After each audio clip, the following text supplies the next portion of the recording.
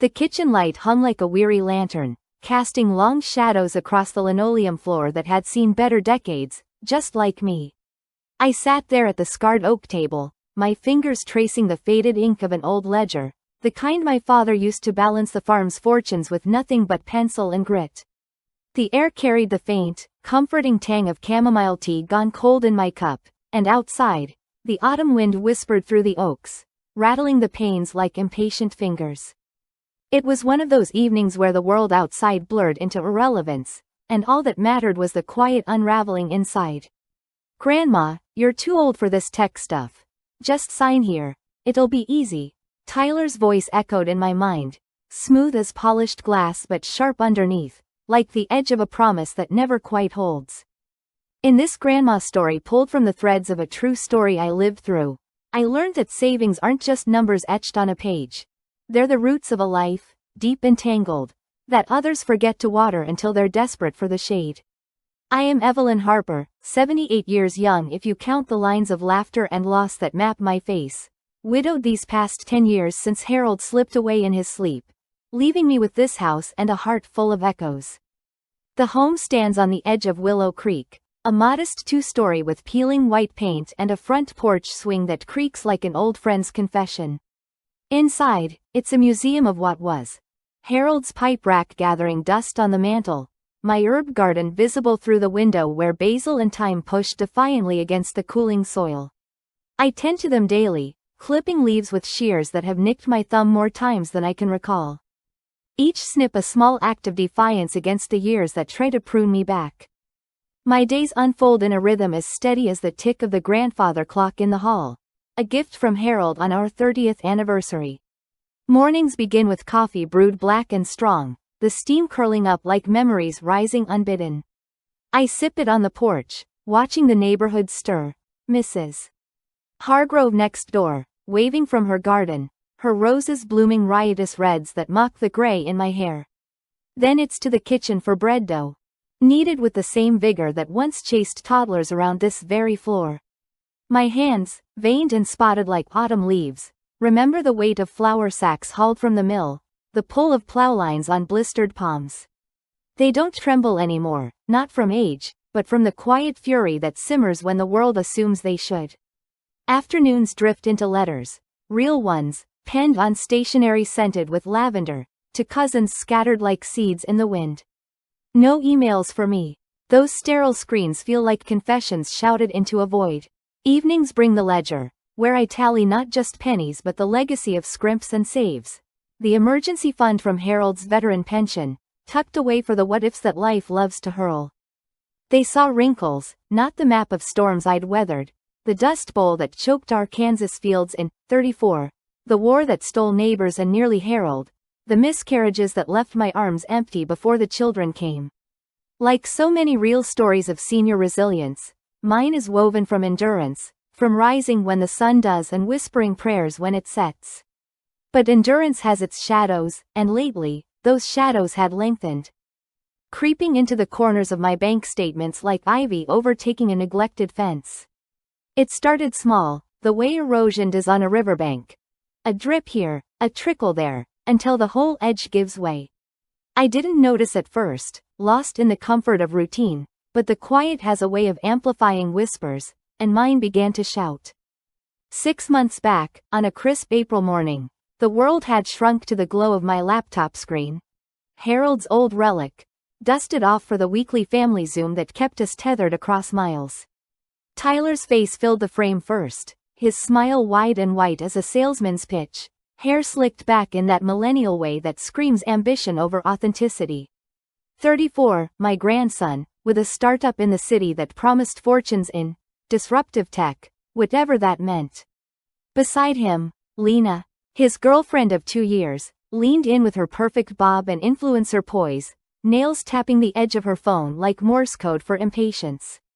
The rest of the family flickered in smaller windows, my daughter Claire, Tyler's mother, nodding absently from her kitchen in Seattle, Uncle Ray, half asleep in Florida.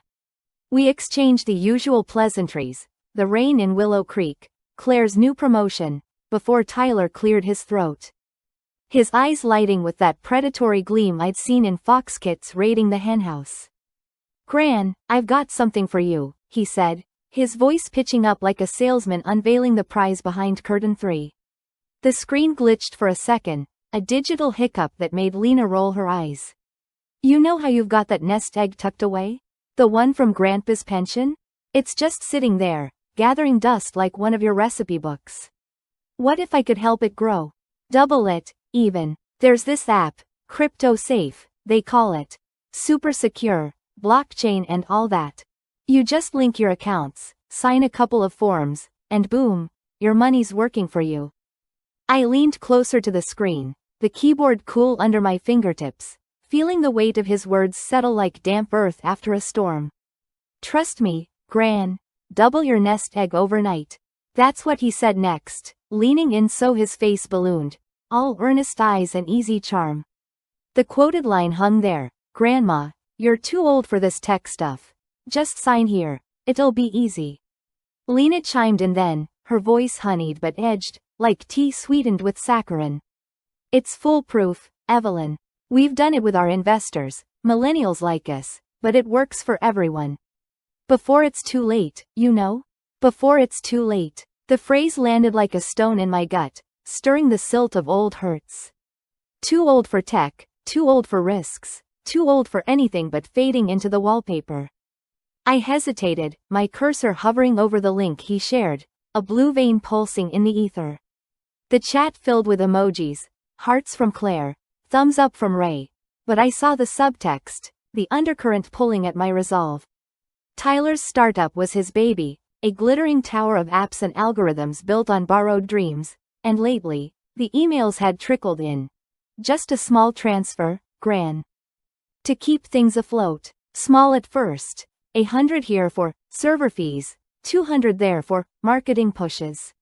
I'd obliged, wiring from my checking like a dutiful root feeding the vine, believing in the boy who'd once built forts in my backyard with sticks and string.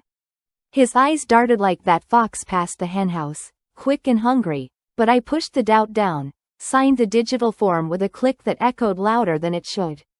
The screen flashed confirmation, and Tyler whooped.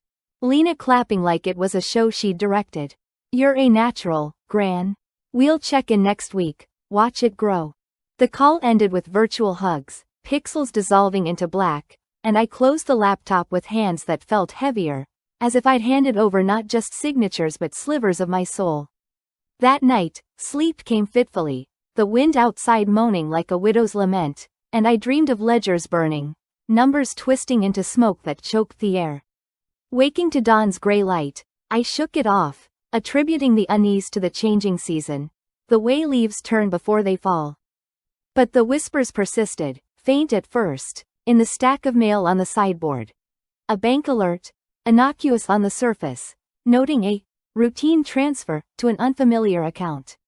I crumpled it, telling myself it was nothing, a glitch in the matrix Tyler so loved. Yet the drip continued, each alert a pebble eroding the bank, until the trickle became a stream I could no longer ignore. It was mid-July when the full weight pressed down, the sun baking the earth outside while I sat in the cool hush of the bank lobby, the air thick with the scent of polished wood and fresh ink. The teller, a young woman with a name tag reading, Megan, and eyes soft with unspoken pity, slid the statement across the counter. "Mrs. Harper, these withdrawals. They're authorized, but if you'd like, we can review the signatures." Her voice was gentle, a kindness that stung more than rudeness would have. I nodded, throat tight, and there it was. Line after line of debits to crypto-safe holdings, amounts climbing like kudzu, 500, 1,000, then 2 in a single week. My pension, Harold's legacy, siphoned off in the name of progress. I was still here, I thought, fingers gripping the edge of the counter, and I wasn't fading yet. The pity in Megan's eyes mirrored the one I'd seen in Tyler's during that call, not malice, perhaps, but a dismissal born of youth's blind certainty that the old are relics, not repositories. Back home, the house felt smaller, walls closing like a miser's fist around the truth I'd delayed facing. I pulled the laptop from its drawer, the screen blooming to life with a whine that matched the one in my chest. Logging into the app Tyler had insisted on, the dashboard glared back. Balances plummeting, investments marked volatile, a chat log filled with his assurances. Hang tight, Gran. Markets just dipping. But the numbers lied, or perhaps they told the true story. $23,000 gone. Vanished into the ether of his ambitions. Greed, I realized then, isn't always a roar. Sometimes it's a whisper, seductive and systematic, eroding foundations one keystroke at a time. Like so many grandmother stories of age as move or come, this was mine unfolding. Not with fanfare, but in the quiet hours where resolve hardens like mortar. The afternoon waned into a golden haze, sunlight slanting through the kitchen window to illuminate the dust motes dancing like lost souls. I moved to the sideboard, pulling open the drawer where Harold's things lay undisturbed. Cufflinks tarnished to silver ghosts. A pocket watch stopped at the hour of his passing. And there, beneath it all, the ledger, bound in cracked leather, its pages yellowed as old teeth, filled with his meticulous script. Debts paid, harvests tallied. Dreams deferred but never forgotten. I lifted it reverently, the weight familiar as a lover's hand, and carried it to the table. Flipping to a blank page, I began to copy the bank's figures, my pencil scratching a counterpoint to the wind's sigh. Each stroke was a reclamation, a line drawn against the tide. As evening deepened, the alerts kept coming. Another transfer, this one flagged as pending approval. My heart stuttered, a bird trapped in ribs, and I cross-referenced the dates with Tyler's emails, the pattern emerging like ink in water. Every win in his startup coincided with a dip in my account. A forged signature stared back from the latest statement, looped and confident in a hand not my own. Tyler's, perhaps, or Lena's under his guidance. The room spun for a moment. The chamomile cup tipping, spilling amber across the wood in a stain that spread like accusation. I steadied myself, breath ragged, and clutched the ledger to my chest, its edges biting into palms that had cradled newborns and buried husbands. Time to dig up what they've buried, I murmured to the empty kitchen, the words of vow etched in the silence. I was still here, roots deep and unyielding, and the trap. Oh, the trap, it was only beginning to spring. The clock struck 8, its chimes reverberating through the house like a call to arms, and I rose, joints protesting but spirit alight. In the dim glow of the desk lamp upstairs, I spread the papers, statements, emails printed on my ancient printer that wheezed like an old bellows, notes scribbled in margins about fishing lures and blockchain blinds. Flashbacks flickered unbidden, Tyler's boyhood face, gap-toothed and guileless, promising forever on a swing-set oath. Lena's first visit. All smiles and store-bought pie that tasted of haste. Irony twisted in my gut. The very tech meant to connect us had severed the trust, turning family into footnotes in a ledger of loss. But loss, I'd learned long ago, is fertile ground. From it springs the cleverest seeds. Hours slipped by, the night pressing against the windows like a conspirator, and I sketched the bare bones of it. A bait account, seeded with just enough to lure, notarized letters to the authorities, allies enlisted from the shadows of my past. Mrs. Hargrove, with her gossip network spanning decades, and Cousin Ellis, a retired police officer with a nose for fraud. Each name is a thread pulled taut, weaving the net. Dawn crept in by the time I paused. The ledger filled with more than numbers now. A map of retribution, drawn in the hand of one who knew the value of patience. They thought my age a cage, but cages rust, and mine had long since rusted through. I closed the book softly, the snap echoing like a door locking shut, and stepped to the window. The oaks stood sentinel, leaves rustling secrets to the wind, and for the first time in months, I smiled, a slow, certain curve that promised the storm they'd sown would reap a harvest they never imagined. Yet doubt lingered, a shadow at the edges, whispering of risks and repercussions.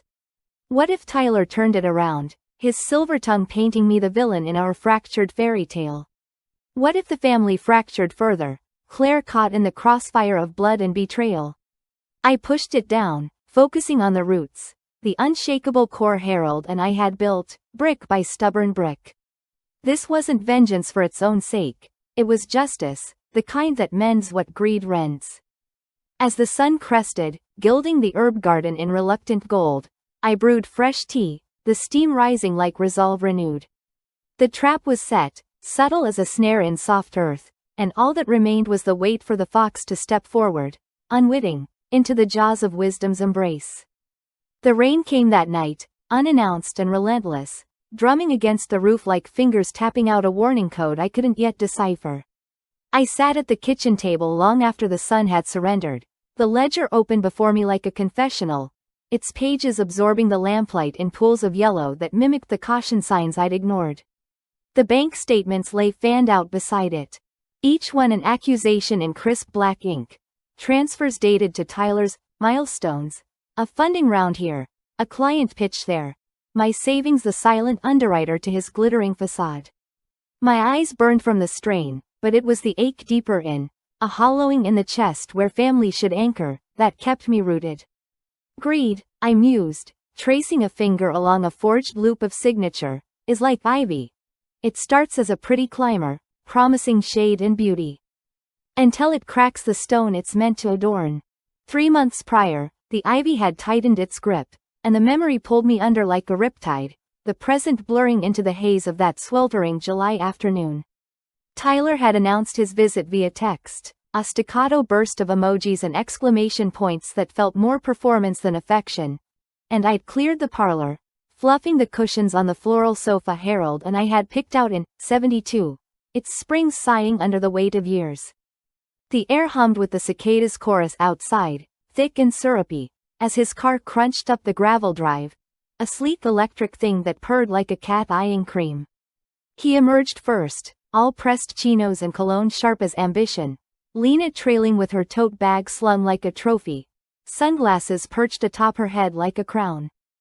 "Gran, look at you, holding down the fort," Tyler boomed, enveloping me in a hug that smelled of synthetic citrus and haste, his arms loose as if measuring the distance to escape. Lena Air kissed my cheek, her lips cool and fleeting, depositing a bottle of what she called artisan, sparkling water, fizz without flavor, much like their visit. We settled in the parlor, the ceiling fan stirring the air into lazy eddies, and I poured iced tea from a pitcher beaded with condensation. The glasses clinking like uneasy toasts. The conversation meandered at first, Tyler's latest app update, Lena's sponsored posts for some detox tea that promised eternal youth, but soon veered to the inevitable. My finances, as he termed them, with the delicacy of a surgeon eyeing a vein. "See, Gran, that's why we're here," Tyler said, pulling his tablet from its case with a flourish, the screen igniting like a false dawn. He scooted his chair closer, knees bumping the coffee table, and propped the device between us, its glow casting angular shadows on his face that sharpened the angles of his jaw. "The crypto-safe portfolio's doing great, up 15% last quarter, but we can optimize. Link your will directly, it's all digital now, no notary hassles. Just a quick update. And boom, everything flows seamless to the family, tax-free." Lena nodded, scrolling her phone with one hand while sipping the tea, her free fingers drumming a rhythm that set my teeth on edge. "We just want what's best for you, Evelyn, before it's too late." Her words landed soft as silk, but laced with the subtext of a deadline unspoken, her eyes flicking to Tyler as if sharing a script they'd rehearsed. I cradled my teacup, the porcelain warm against palms that suddenly felt exposed, and watched as he navigated the app with swipes that blurred into blurs. Layers of permissions, pop-ups demanding biometric scans, a cascade of terms longer than the fine print on Harold's old insurance policy. The tablet's chill seeped through the tablecloth when he slid it toward me, insistent. "Here, just thumbprint and voice confirm. Easy as pie." A loose thread from my knitted afghan, draped over the armrest, caught on the edge of the device as I reached, snagging and pulling taut. A whisper of unraveling that made me pause. The yarn, wool from a sheep I'd known by name back on the farm, resisted, and for a heartbeat, the room held its breath. I tugged it free gently, the fiber curling back into place, but the omen lingered, a fray in the fabric of trust. My retort rose unbidden, pointed as a knitting needle. "And if the pie burns, Tyler?" Who's scraping the pan? But I swallowed it, the words dissolving into the steam rising from my cup, replaced by a nod and the press of my thumb to the screen. It beeped approval, a sterile chirp that echoed hollowly, and Lena leaned in, cooing, "See? Modern magic. You're tech-savvy now, Evelyn, like us." The irony curled in my throat. Her magic was a veil over the mundane. A digital sleight that hid the hand dipping into pockets.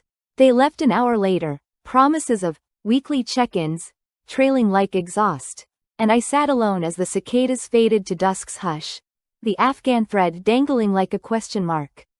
That night, another alert pinged my phone, buried in notifications, a transfer of $1,500 to operational reserves, and the ivy tightened, thorns pricking deeper. The memory released me with a shudder, snapping back to the rain-lashed present, the kitchen clock marking the hours I'd lost to reverie. Water sluiced down the window in rivulets that distorted the garden beyond, turning basil leaves to smeared green strokes. I gathered the statements into a neat stack, my movements deliberate, each paper aligned like soldiers mustering for march.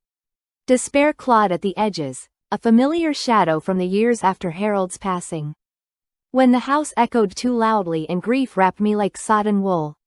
But this was different, sharper, laced with the sting of kin-turning blade, and in its forge, something hardened. Empowerment doesn't arrive on silver platters. It simmers in the silences, distilled from the dregs of betrayal. I rose, joints creaking a protest ignored, and climbed the attic stairs, the treads groaning underfoot like old bones sympathizing. Dust motes swirled in the beam of my flashlight, a dance macabre in the slanted light filtering through a grimy skylight. Boxes loomed like forgotten sentinels, labeled in Harold's blocky hand. Tools, photos, radio gear. I knelt before the last, prying the lid with fingers that remembered the give of soil under nails, and there it was. His ham radio set. A relic from his Navy days. All dials and wires coiled like dormant snakes. The casing bore the patina of disuse. Brass knobs dulled to whispers of gold, but when I dusted it and flipped the power switch, a low hum stirred to life, static crackling like applause from ghosts. Greed is a young storm, fierce but forgetful of the roots below, I thought, adjusting the frequency with a twist that felt like turning back time. This real story echoes so many grandmother stories of ageism overcome, where the dismissed dust off their arsenals and strike from the shadows. The signal steadied on Cousin Ellis's band, retired detective from Topeka, sharp as ever despite the decades, and his voice broke through the hiss after 3 calls, gravelly with surprise. "Evie, that you? Been years since these airwaves carried your twang." I leaned into the microphone, the words spilling measured and low. "The transfers, the app, Tyler's polished pleas." He listened without interruption, the static a neutral confessor, then chuckled, a dry rasp like pages turning in judgment. "Sounds like a classic pump and dump, wrapped in family foil. Check his patterns, Evie. Elder financial abuse leaves trails wider than a combine harvester. I've seen it. Grandkids, helping, with tech, siphoning to startups that vanish like morning mist. Yours ain't the first." His advice flowed steadily. Trace the IP on those emails, cross-reference with public filings for his company, low-tech legwork, but ironclad. And document everything, girl. Paper beats pixels in court every time. I signed off with a promise to call again, the radio falling silent as a sealed tomb, and descended to the kitchen, the hum of revelation buzzing in my veins. A childhood flashback intercut then, unbidden. Father's ledger lessons under the Kansas stars, his calloused hand guiding mine over columns of corn yields and debt notes. "Numbers don't lie, Evie," he'd say, pencil tapping like a metronome of truth, "but fools make 'em dance." The contrast stung, Tyler's digital sleight of hand. All algorithms and illusions, versus that unyielding script, black as soil turned for planting. Armed with Ellis's words, I booted the laptop once more, navigating to the email archives with a resolve that steadied my cursor. The phishing trail unfolded. Links disguised as updates, credentials harvested in the quiet of those Zoom calls. My heart pounded, a drumbeat against ribs, as I forwarded threads to a new folder. Proof, and fired up the printer. It's were a defiant aria in the rainy night. Sheets emerged hot and damning, ink fresh as blood oaths, each one a brick in the wall rising against them. Suspense coiled tighter with every page, the machine's clunk echoing my pulse, and I imagined Tyler's face if he knew. The boy who'd once wept over a skinned knee now skinned by his own schemes. But doubt whispered too, insidious as the rain. What if this exposed more than greed? What fractures in the family web? Threads binding Claire to her son's shadow. I shook it off, stacking the prints beside the ledger, the paper's crispness a tactile talisman. This wasn't destruction. It was excavation, unearthing the rot to let light in.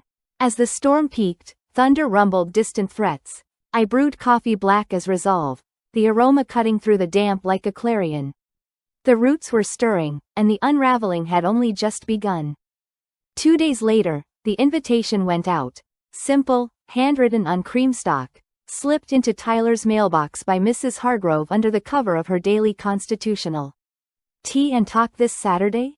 Your gran misses you. Evelyn. Her knock came that evening, right on cue, her silver curls damp from the drizzle, a foil-wrapped lemon square in hand as pretext.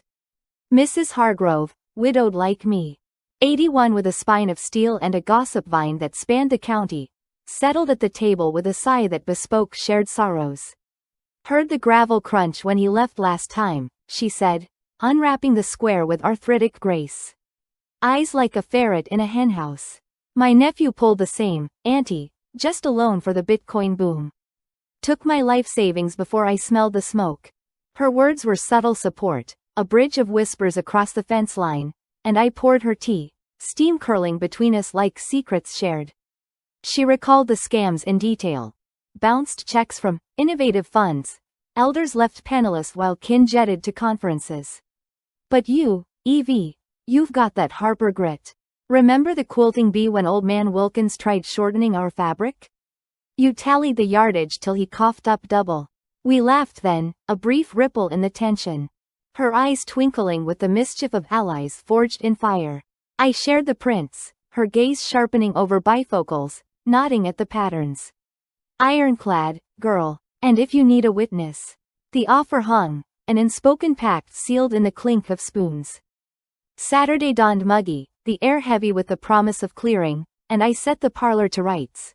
Fresh linens on the tray. The Afghan folded neatly to hide its snag.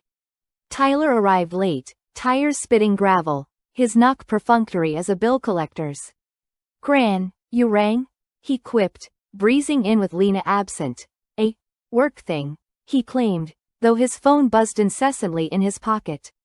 We settled, tea steaming between us, and I watched him fidget, legs crossed. Foot jiggling like a wire about to snap. The conversation skirted at first, weather, Claire's garden woes, before I steered it gently as a tiller. The investments, Tyler, how's the nest egg faring? His smile faltered, a glitch in the code, and he pulled his phone, thumbing open the app with a flourish that rang false. Killing it, Gran. Up 20 now. Crypto's the future, remember? Evasion laced his tone, eyes sliding to the window as if escape lay in the oaks beyond. I sipped my tea, steady, and slid a print across the table. The bounced check from his fund, amount glaring. $4,200. His jiggle stilled, face paling to the shade of skim milk. That's admin fees. Temporary glitch. Quicker now, the words tumbling, his phone choosing that moment to glitch mid-swipe, screen freezing on a balance that screamed deficit. I was still here, listening to the whispers they thought were wind, and leaned in, voice even as a plumbline. Glitches heal, Tyler, but roots? They remember every axe swing. He shifted, sweat beading at his temples, mocking my antique ways, with a laugh that cracked like thin ice. Gran, come on. This is 2025. Paper trails are dinosaurs. Trust the tech. Irony bloomed full then, his device betraying him with a factory reset prompt, wiping his smug assurance clean. The parlor thickened with unspoken thunder, his excuses fraying like that Afghan thread, and I let the silence stretch, a net drawing tight. He left abruptly. Mumbling promises of clarity soon, the door clicking shut like a latch sprung. Alone again, the house exhaled, and I returned to the ledger, pencil poised over fresh pages. In the quiet after their storm, I sketched the trap's sinews. A bait check wired to a monitored account. Seeded with chum from my diminished reserves. Just enough to lure the fox to full lunge. Notarized affidavits drafted with Ellis's guidance, copies mailed to the Attorney General's fraud unit under plain wraps. Allies woven in. Hargrove's testimony. A neighbor's dash cam footage of Tyler's visits, timestamped to transfers. Each line is a blend of eras, my vintage cunning in the bait's hook, their digital hubris the noose. Melancholic hope stirred, an ember kindled from the ash of despair. Family ties as threads that bind or strangle, and mine would choose the latter no more. As twilight bruised the sky, I sealed the decoy letter, an innocuous, update confirmation, laced with tracking ink, and walked it to the mailbox, the slot swallowing it with a metallic gulp. Rain pattered anew on the panes. A cleansing murmur, and I turned back inside, the ledger closing like a vow kept. The harvest awaited, and wisdom, patient as ever, would reap what greed had sown. Thanksgiving Eve dawned crisp and unyielding, the sky a vast slate scrubbed clean by the night's rain, as if the heavens themselves had washed their hands of the mess below. I moved through the house with a purpose that felt foreign yet fitting, like slipping into a coat that had been tailored long ago but never worn. The kitchen counters gleamed under my determined swipe, the air thick with the scent of simmering stock, turkey bones from last year's bird. Reduced to a golden broth that promised sustenance beyond the flesh. The ledger lay closed on the sideboard, its secrets sealed but humming with anticipation, and beside it, the bait check. A crisp slip for $10,000, drawn on the monitored account Ellis had helped me set up, its endorsement line a blank invitation to folly. Notarized affidavits nested in envelopes, stamped and ready, their wax seals unbroken like vows etched in fire. The trap thrummed now, wires taut beneath the surface. And I felt it in my bones, a vibration like the earth shifting before a quake. The doorbell chimed at dusk, a tinny peal that cut through the broth's bubble, and I smoothed my apron, the cotton faded but starched stiff as resolve. Tyler stood on the porch, silhouetted against the porch light's halo, his coat slung over one arm and a bottle of cheap Merlot dangling from the other like an afterthought. No Lena this time, tied up with shoots, he'd texted, but I suspected the ghosts of her ambitions keep her away. Gran, happy early feast, he said. Stepping in with that salesman's stride, planting a kiss on my cheek that landed light as obligation. His eyes scanned the room, quick and appraising, lingering on the sideboard where the ledger's spine caught the lamplight. Smells amazing. You outdid yourself. We settled in the parlor, the fire crackling low in the grate, logs I'd split myself last spring, each strike a meditation on endurance. Tea first, poured steaming into mugs etched with Harold's initials, the steam veiling his face like a scrim. Conversation lapped gently at the edges. Claire's flight delay, the neighborhood's string lights twinkling prematurely across the lawns. But the undercurrent pulled, insistent as a tide, and I watched him sip. His Adam's apple bobbing with nerves masked as thirst. The updates, Tyler, I said at last, voice steady as the clock's pendulum. The app, you've been quiet. He set the mug down, the porcelain clinking sharply, and leaned forward, elbows on knees, his phone emerging like a talisman. All good, Gran, portfolios stabilized. One more transfer, and we're golden. That inheritance tweak we did? Seamless. Just need your final sign-off here. The screen glowed between us, the app's interface a labyrinth of buttons and balances that blurred to my eyes. But I knew its deceit now. The false ledgers had spun from smoke and servers. He slid the tablet over. Stylus poised, and that's when I reached not for it, but for the sideboard drawer, pulling forth the bait check with a flourish that belied my years. His brow furrowed, a glitch in the charm. What's this? I unfolded the prints next, the email chains, the phishing logs, the bank trails inked in betrayal, spreading them across the coffee table like a deck of judgment cards. This, Tyler, is the harvest of your seamless garden. 23,000, siphoned in slivers, while your startup bloomed on borrowed soil.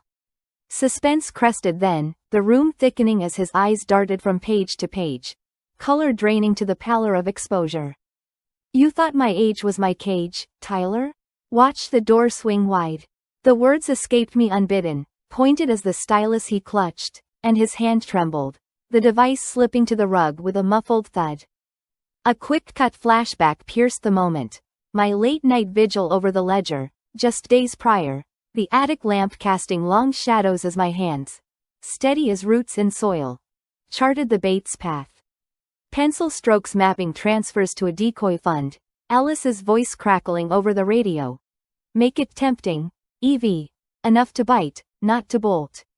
The notary's office downtown, fluorescent hum overhead, my signature looping firm beside the clerk's stamp, each affidavit a thorn in the ivy's crown. Back in the parlor, reality snapped taut. Tyler's face crumpled, a mask cracking to reveal the boy beneath, eyes wide with the terror of consequence. Gran, it's not, I was helping. The market crashed, and investors pulled out. It was temporary. His voice cracked, pleas tumbling like leaves in a gale, but I held steady, the locket at my throat warm against my skin. Harold's quiet key to agency unlocked at last. The fire popped, embers scattering like fleeing secrets, and I gathered the papers, folding them with the precision of one who knew the weight of folds in fate. Temporary, like the trust you borrowed? The authorities think otherwise, affidavits filed, accounts frozen as we speak. His phone buzzed then, insistently, and he fumbled for it, the screen lighting up his horror. Alerts from his bank. The app's empire crumbling in real-time notifications. No, this can't, but it could. And it did, the digital house of cards folding with a whisper of code gone wrong. I watched him scroll, thumb frantic, the irony blooming full and bitter. His influencer queen, Lena, had posted a behind-the-scenes clip from her shoot, unwitting footage of Tyler's visits here. Timestamps aligning damningly with the drains. Now viral in the wrong circles. Shared by scamwatch forums with captions like, "Beware the family fox." The exposure rippled outward that night, a stone skipped across still water, waves lapping at shores he never imagined. By morning, the news snippet broke. A local feed's blurb on, elder fraud ring dismantled. Tyler's photo pixelated but unmistakable. His startup's facade shattered like cheap glass. Authorities swarmed his city loft at dawn, badges flashing brighter than his boardroom dreams, hauling servers and ledgers digital that paled against my paper fortress. Lena ghosted him mid-text. Her profile scrubbed clean, fleeing to the next sponsor's shadow, her, before it's too late, echoing hollow in deleted threads. Tyler's pleas flooded my inbox by noon, voicemails raw with sobs. Gran, forgive me, I didn't mean. But they fell flat, static as the radio's hiss, his greed's static nature unyielding even in ruin. Claire called too, voice fracturing over the line. Shock, then sorrow, but a sliver of understanding when I shared the prints. He was always chasing, Mom. We didn't see. The family web quivered, threads straining but not snapping, mended perhaps in the mending. Through it all, my evolution unfurled, not with thunder, but with the quiet light of dawn creeping over the oaks. From shadowed endurance, where I'd nodded through the zooms and wired the whims, to this lit resolve. The locket clutched now not in memory's grip, but as a talisman of trials turned. This elderly revenge, quiet as it was, marked my turning point, not vengeance raw, but justice rooted in years of unseen strength. Despair had yielded, its bitter fruit composted into soil rich for new growth, and the harvest proved sweeter than any yield they chased. $18,000 recovered from frozen assets, the rest a lesson etched deeper than dollars. I stood taller in the mirror that eve, lines not maps of defeat but rivers carved by floods survived, and whispered to the reflection, we rise, roots and all. The days following blurred into a gentle thaw, the house exhaling the tension like breath held too long. Thanksgiving proper arrived under skies of improbable blue, the table set for a smaller circle. Claire and the grandkids, Ray via video from his sunny porch, Mrs. Hargrove with her lemon squares and sharp anecdotes. No Tyler, his bail hearing loomed, a reckoning in fluorescent courtrooms far from Willow Creek, but the absence carved space for presence.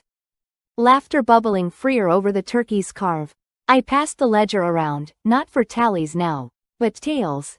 Father's farm yarns, Harold's Navy escapades, my own quiet coup against the crypto tide. The children leaned in, eyes wide as Tyler's once were, but guileless, absorbing the moral woven through. Wisdom as weapon, patience as power. In the quiet after, as plates cleared and coffee steamed, I slipped to the garden, the earth soft underfoot from recent rains, trowel in hand. The herbs had endured the storm, basil resilient, thyme unbowed. And I planted anew. Seeds from packets yellowed as the ledger's pages. A scam watch fund for elders like Hargrove, my recovered slice the seed money. Kneeling there, soil crumbling rich between fingers, I felt the trajectory complete, from invisibility's despair to this self-realization. A bloom pressed between life's pages. Life's storms pass, but roots endure, teaching the young that wisdom isn't obsolete. It's the trap they never see coming. A wry observation surfaced then, subtle as the wind's chuckle. His fancy app couldn't outrun a stamp and envelope, nor the ink that binds truth eternal. In Grandma's revenge tales like this, the bloom comes not from spite, but from the soil of survival. The sun dipped low, gilding the leaves in farewell, and I rose, brushing dirt from my knees, the locket catching light like a wink from Harold. The garden whispered approval, birdsong threading the air, a symphony of small triumphs. This wasn't the end of tales, merely a chapter closed, the book ever open to new bindings. If this story of empowerment resonates, as so many grandmother stories do, remember, you're still here, too, roots deep and unpruned. What's your ledger hiding? That quiet resolve, perhaps, waiting for the moment to unfurl?